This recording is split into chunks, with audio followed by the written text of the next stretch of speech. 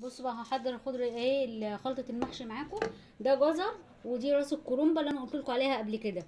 راس الكرنب القلب الابيض، مش الراس اللي هي بتاع القلب الابيض. والراس لو هتحطوها قشروها، هتضربوها كويس في الكبه مع الجزر.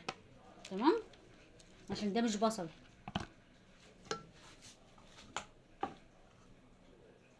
ومعايا الخضره هنا كزبره وشبت ونعناع، كزبره وشبت وبقدونس وحزمه نعناع.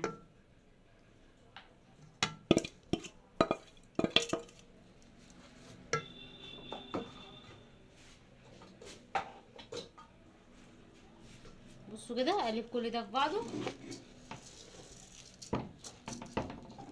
ومعايا بصوا بقى بسم الله ما شاء الله، بصوا ايه تسبيكه بالصلصه بالطماطم.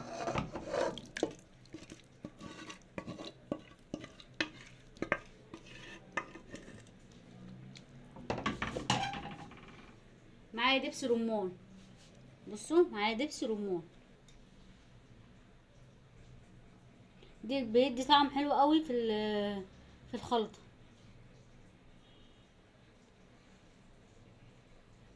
هو مش مجرد بيتحط في مشويات بس.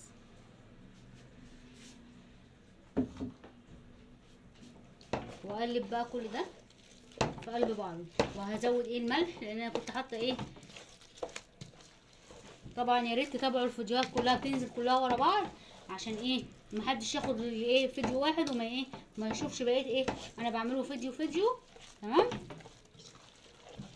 بعمل لكم خطوه خطوه عشان ايه تبقوا عارفين انا بعمل ايه. بصوا كده بسم الله ما شاء الله حمرا ازاي.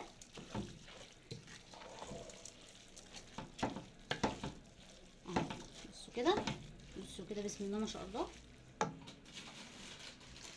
هضيف بقى الملح.